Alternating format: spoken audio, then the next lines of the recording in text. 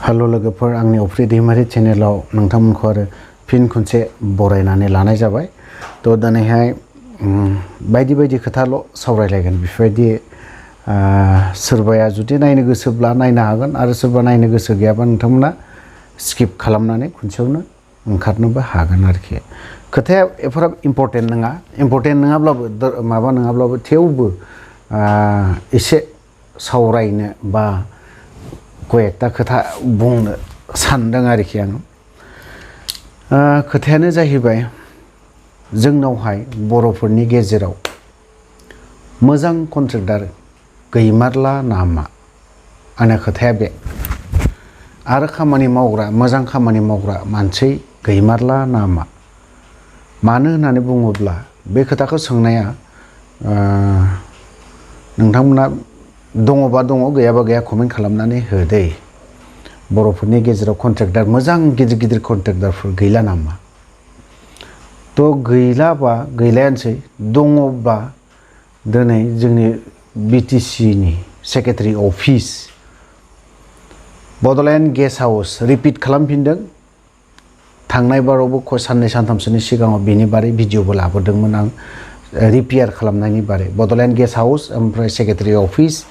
गुवाहाटीनि Bodoland guest house. आं बुंनांगौ जेबो गैयामोन, किन्तु बेफोरखौबो उफाय गैया बुंनो गोनां। बियो बे सोर शर्माया प्रमद बर'नि सोर बिलाय? दिनै बिसोर जोंनि बिटिसिनि खामानिखौ सोर शर्मा, कलिता, दास बेफोरसो मावनो हायो नामा? बैफोर गिदिर गिदिर कन्ट्रेक्टरफोरा मावनो हाला नामा? ना बिसोरो क्राइटेरिया गैया नामा? ना बिसोरनि लेखा पत्रफ्रा इलिगेल नामा? आंना खोथाया बेनो। प्रमद बर' बिथांनाव कुइसन। बे भिडिअखौ प्रमद बर'आ मोननायनि नोंथांमोना बे प्रमद बर'जों थाफाग्रा मानसिनाव हरनानै होलाय, सोरबा जुदि नायथारदोंब्ला UPPLनिब्लाबो। दिनैहाय नों नाय, बिटिसिनि सेक्रेटारि अफिस आरो क'क्राझारनि बड'लेण्ड गेस्ट हाउस, गुवाहाटीनि बड'लेण्ड गेस्ट हाउस रिपेयारखौ सोर मोनदों? सोरबा शर्मासो मोनदों। बावहाय बर'आ मोननांगौना मोननाङामोन? शर्माया मोनखो माबायदि? ना बिथाङा दिनै फैसाया गोबांखाय? माने सिस्टेमा एसे बेलेग बिनि सिस्टेमा। आं जाखिनि बुजिनाय, आं जाखिनि मोनदांनाय, नों बर'नो जुदि होयोब्ला,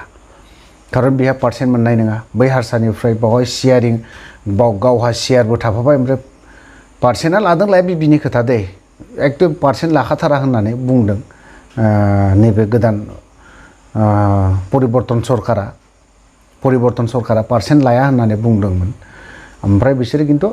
आंनि मोनसे सन्देह, प्रमद बर'आ दिनै बर'नो मालाबाबो गिदिर गिदिर माबाखौ होनाय नङा। सोरबा कन्ट्रेक्टरफोरा जुदि गाज्रि मोननानै लाबबो गैया आंनि बुंनायखौ, सोरबा गिदिर गिदिर जोंनाव कन्ट्रेक्टरफोर दङ, बिथांमोना गाज्रि मोननानै लाब गैया, सिदा बुंगोन आं, मिथिबाय? मानो होननानै बुङोब्ला बे बिटिसिनि सेक्रेटारि अफिस,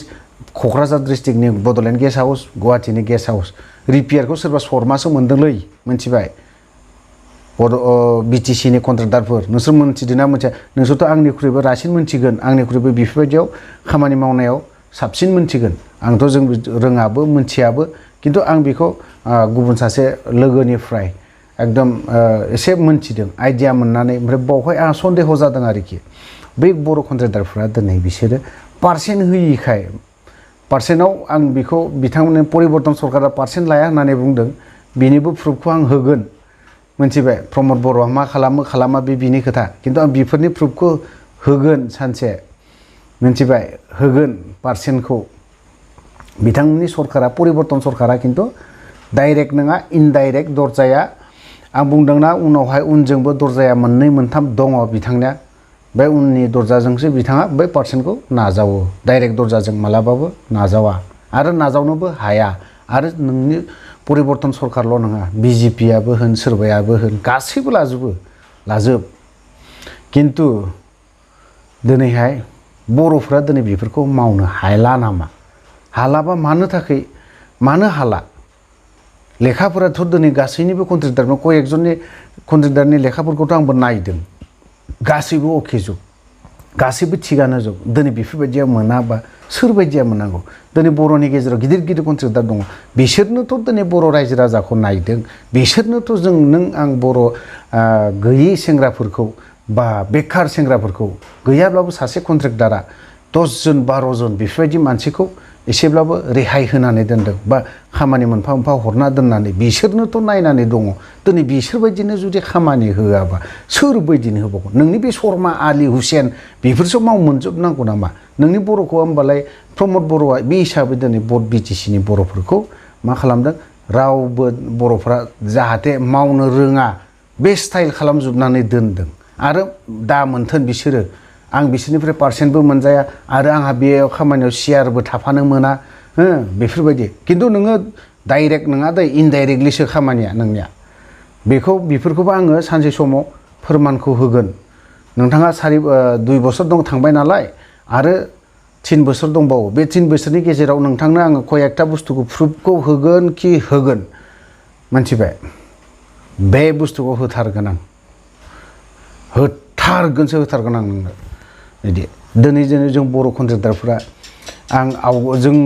जेला डिसबेन्ड जायाखैमोन अब्लानि समाव गोबां कन्ट्रेक्टारफ्रानो कयेकटा खामानि मोनदोंमोन आरो बेजों लोगोसेनो जोंनि बर' सेंग्रा बेखार कयेकजना ओरैबो थाङा ओरैबो खामानि माव जाया ओरैबो जायाफ्रा दिनै कयेकजना बिसोरजों थाफानानैनो एसेब्लाबो रेहाय मोनदों जाखिनि मानसिफ्रा जाखिनि सेंग्राफ्रा बेखार जानानै थानाय बिसोरबो एसे एनै खामानि मोनफादों आरो दाबोथ' सोरबायाथ' दिनै 10-15 जन सेंग्राफोरखौ नायदों बिसोरबो नायाखै नङा नायदों बिसोरबो दिनै प्रमद बर'आ बिथांमोननोथ' होनानै दोननो हायो दिनै एसे गिदिर मोजां कन्ट्रेक्ट खामानिफोरखौ बिथांमोन बायदिनो होआबा सोरबायदिनो होगोन सोरबाया खिन्थु गाज्रि साननो हागौ दे आंनि बुंनायखौ सोरबा कन्ट्रेक्टारनिफ्राय बियो माबा मोनसे मोनबाय बिदि साननो हागौ दे खिन्थु आं रावनिबो कन्ट्रेक्टारनिफ्राय लायाखै दै आरो बे भिडिअखौ आं गोसो जानानै सासे फिसा कन्ट्रेक्टारफोरनावहाय एकदम सोरनिबाफ्राय बिनानै मोननाय बा सोरनिबा खामानि मावनानै मोननाय बिसोरनावसो आं कयेकटा बुस्थुखौ सोंनानै नों प्रमद बर'नि माखासे दुरबलताखौ जों नुदों खारन नोंनि दुरबलताया बहुद दं फोरमायबावाखै आं क्लियार जाजोबाखै बावहाय ओंखायनो आं कयेकटा बुस्थुखौ दासिमबो बुङाखै आं क्लियार जाजोबाखै जुदि आं क्लियार जायो अब्लाना प्रमद बर'आ सोर बिलाय प्रमद बर'आलाय बिलाय जोंनि बे बिटिसिआव गुबुन शर्मायालाय सोर शर्मा बायदिनो जों खामानि होग्रा सोर बिलाय नोंथांखौ आं बुंदों दाबो प्रमद बर'आ बारा गोबाव बावहाय बोसोर नोंथाङा सालायनो हानाय नङा नोंथाङा दाखालि इलेक्शन केम्पेइन समाव जों सोलायहोनोसो आं 5 बोसोरसोनि उनावहाय बा आं CM बा दासिमबो बे खोथाया ओंखारो बिनियाव CM जानो बा माबा मोनसे जानो इन्टारेस्ट गैया गुबुनफोरबायदि 17 बोसोर आं जिरायना थाबाय थानो BPFनि हाग्रामानि खोथाखौ लानानै नोंथाङा बुंबाय थायो दिनै नोंथाङा सिन्था खालामदोंना खालामाखै हाग्रामाया दाखालि माबायदि खोथा होना बड'लेण्ड ट्रान्सपर्ट गारि बावहायदोनो न' बड'लेण्ड न' रेस्ट हाग्रामा मुर्दाबाद हाग्रामा गो बेक बेफोरबायदि होनाबो बावफोराव एसे सान बेफोरखौ एसे सिन्था खालाम आं सोरबा BPFनि जानानै खोथाखौ बुङाखै हाग्रामाया जाखिनि बुंदों बेखौ लानानैसो आं कयेकटा खोथाखौ बुंदों दिनै दालांखौ नाय सोरनि आमोलाव बे नैबे चिरां डिस्ट्रिक्टआव चापागुरि टु ओरै मालिबिटा थांनाय गेजेराव हाग्रामा दालां होननाय मोनसे दं ब्रिज आइ नदि ब्रिज बावहाय जेब्ला बै समाव बे दालां जायाखै अब्लाना बहाबा हर थालानोसो थांनो गोनां जायो बेफोरबायदिमोन होनबा बेफोरखौबोथ' मा मावाखै होननानै बुंदों बेफोर दालां जानाय लोगो लोगो गोबां बर' रायजो राजानि सुबिदा जादों दा खिन्थु नै नोंनि आमोलाव नोंनि सरकाराव नैबे आसाम मालानि नामा बे लामाया मालिबिटा टु नैबे चापागुरि टु मालिबिटा बिसिम सेंसन जानानै दङ नोंनि आमोलावनो मावनो मोनगोन अब्लाना नोंखौबो जों बाख्नायगोन अब्लाना जोंबो नोंखौ बुंगोन सोरनि आमोलाव बियो जानायमोन प्रमद बर' UPPL परिबर्तन सरकारनि समावनो बे लामाया कमप्लिट जादों बेखिनि खोथाखौ जों बुंगोन दिनै नोङो मा बर'फोरखौलाय मा खालामनो सानखो नोङो बै कन्ट्रेक्टार माखासेफोरखौ बै कन्ट्रेक्टार गथ'फोरखौ सेंग्राफोरखौ मा खालामनो सानखो बिसोरनो होनो हाया नामा खामानिफोरखौ सोरबा सासे गिदिर कन्ट्रेक्टारनो नैबे खामानिखौ नों मावदो एथ' कौटिनि खामानि बेखौ मावनानै बावहायनो कयेकजन 20 जनसो सेंग्राफोर सोनानै हो बावहाय एफा राननानै हो बेफोरबायदि मानो होनो हायाखै नोङो मानो होनो हायाखै मा खालामदों दिनै बर' सेंग्राफ्रा ओरैबायदि गोदाव सोराव जाजोबनानै दङ ओरै थां मानोथो दिनै एनडिएफबिनि गथ'फ्रा बेंगालुरु बायदियावहाय थुरसि सुग्रा जाना थाहैनो गोनां जादों बेफोरखौ लाबोनो हाया बेफोरनो परिबर्तना नोंनि परिबर्तन सरकारा बेनो नामा प्रमद बर' लाबोनानै माबा मोनसे खामानि माबा खालामनानै दोन मावना जानो हो बेंगालुरु बायदियाव सिकिउरिटि गार्ड जानानै दंहैयो बे बेंगालुरु चेन्नाइ बेफोरबायदियाव जों बर'फोरा गोबां सेंग्राफोर दं गोबां हाजिरा मुजिरा मावनानै जाहैनानै दं नों दिनै परिबर्तन एफा गोजानाव मानो थांना थाहैदों बिदि खोथा होनबाय थायो माबा मोनसे खामानि होदों नोङो माला होगोन माखासे खोथाखौ नोंनि खोथाखौ जुदि सिन्था खालामोबा प्रमद बर' नों आंनि भिडिअखौ जुदि नायदोंब्ला गाज्रि मोननानै जेबो लाब गैया अफ्रिया नोंनि एगेन्स्टआव जागोन जेब्लायबो जोंनि एगेन्स्टआव खोथा बुंबाय थागोन आं मिथिबाय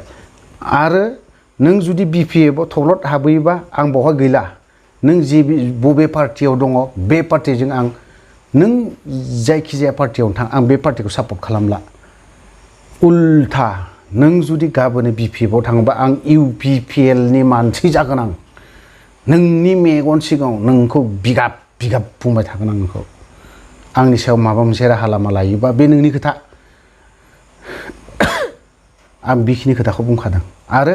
माबा मोनसे जुदि सिन्था खालामदोंबा नों नोंनि बर' मानसिखौ जियालाव सोगोन नों जुदि आं बर' होननानै बुङोब्ला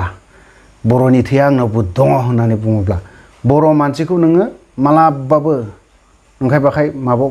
फासायनाय नङा मिथिबाय आं बेखिनि खोथाखौ बुंगोन नोंखौ दुखु मोनो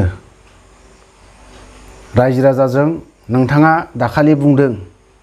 जेसेबां समस्थियाव दङ एम एमसिएलए बिथांमोननो बाइक लानानै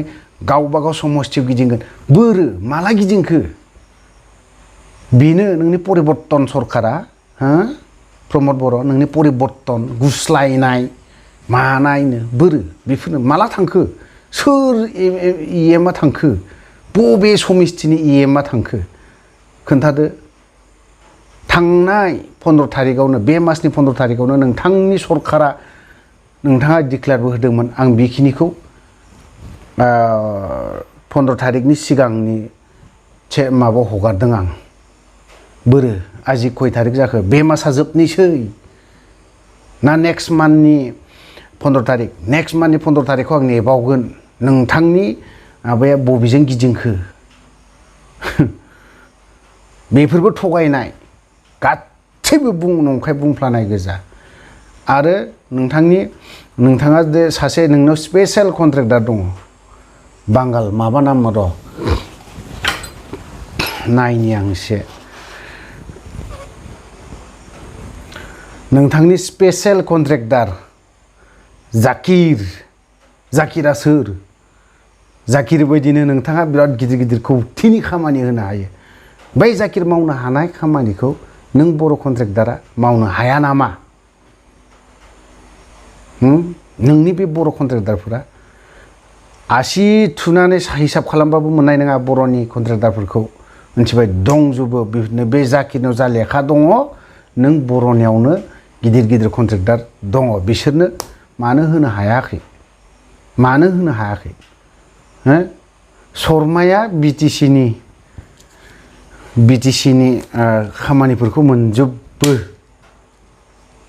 माबोरै मोनखो खोथाया बेसो आंनिया माबानि बड'लेण्ड गेस्ट हाउस आरो बेसेबांबा माबा रिभिनिउफोराबोथ' मोना बिटिसिया बेथ' बे बिटिसि एकर्डआवनो हरनो गोनां जादों बिथाङा माने खारन बेजोंनो थांनाय सरकारा मालाय बेजोंनो सोरबा बेथनफोरखौ सोरनिबा बेथनफोरखौ बेफोरजोंनो बुजायोमोन दिनैनि बे सरकारा रिभिनिउफोरबो हरना लाबाय माबो हरनानै लाबाय माने बुंनायफ्रालाय बिराद गिदिर लेक्सार मारियोमोन बिराद गिदिर जोंनि बिराद डेभेलपमेन्ट जादों दाखालिबो फेरेंगाया र' आं बावहाय मोनसे खोथाखौ गोसोखांदों फेरेंगाया दाखालि दागगारिजों दैनि सुबिदा होननानै बुंदों नंगौ थिगानो जादों बेफोरखौबो दे सानसे समाव नोंसोरखौ बा होनगोन फेरेंगा बा आखाइ खबगोन नोंसोरखौ आखाइ खबगोन सानसे फेरेंगाया मोनबेसे समस्थियाव मोनबेसे जायगायाव गिदिंखो लाइमुथि थांनाय लामा मानो सेंसन खालामना होनो हायाखै नोंथांमोननि परिबर्तन सरकारा बे सामफुर दैखौ मानो खालामना होनो हायाखै मानोथो दिनैलाय दंफांनि काट दालांसो मानो बानायना होनो गोनां जादों नोंथांमोननि परिबर्तन सरकारा गासैबो सोलायनायनो लाइमुथिबो गामियाव हाबैनाय लामा नोंनिनो समस्ति गोग्लैयो फेरेंगानिनो बेफोरो अन्थायानो बेसेबा गिदिर गिदिर दासिमबो बिनो 17 बोसोर हायाखै आं मानिदों खालामनो हायाखै बिसोरबो मिथिबाय खारन नोंसोरनि सरकाराव गासैखौबो सोलायदों बेफोरबायदि जुदि मोजां खामानि मावना होनो हायाबा माबोरैथो नोंसोरखौलाय बा होनोब्रा नोंथांमोना सोलोंना लानांगौ दङ बे अरविंद केजरीवालनि माबायावहाय संगठनाव हायोबा नोंसोर बिसोरजों थांफा सेस नोंसोर ब्लेक लिस्ट जाजोबगोन बे एमसि इएमफोरा ब्लेक लिस्ट जाजोबगोन बे अरविंद केजरीवालनि माबाजों दिनै बिथांमोना बेसेबां माबा खालामनो 1% जानायावनो दाखालि मोनसे सासे इउटिउबार बिथांनि चेनेलाव बुंदों आं मोजां मोनो बिथांनि चेनेलखौ आं नायो माखासे खोथाफ्रा पइन्ट खोथाखौ होनो मोजां मोनो सोलोंनांगौ दङ बिनिफ्रायबो आंबो बेफोरबायदि आरोखि अरविंद केजरीवालनि दाखालि दिल्लीयावहाय दिल्ली ना माहायबा पान्जाबनि दां पान्जाबनि खोथाखौनो होनदोंमोन दे बियो नायफिननांगोन हयथ'बा गोरोन्थि जानोबो हागौ दे बावहाय माखासे खोथा बुंनाया क्षमा खालाम आंखौ खारन बावहाय सासे आम आदमी पार्टीनि नेतायानो 1% जादोंमोन रावबो मोनथियामोन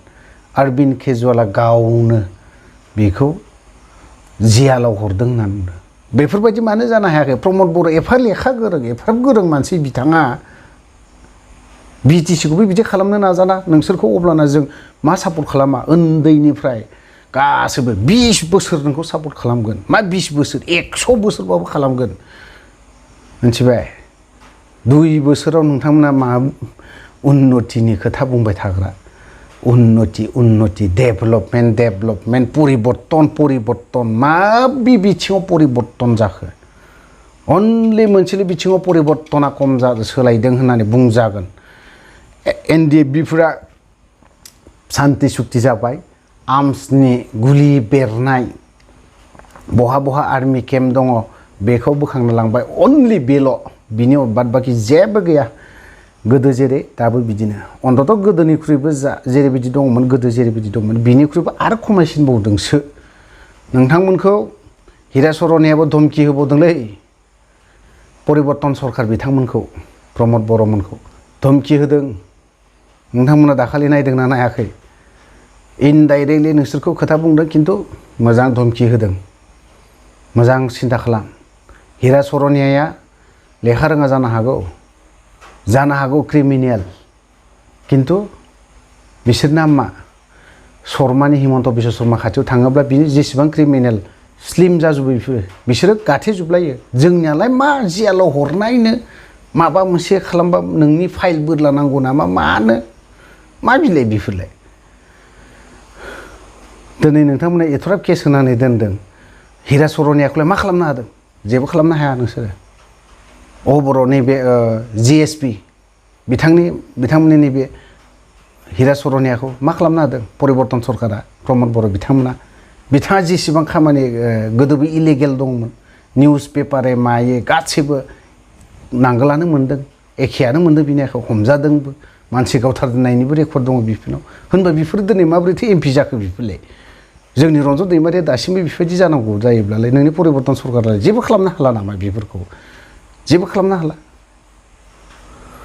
थ' लोगोफोर भिडिअखौ गोलाव खालामनाय जाबाय आं बेखिनियावनो दोनथ'नाय जाबाय जय बर' हारिनि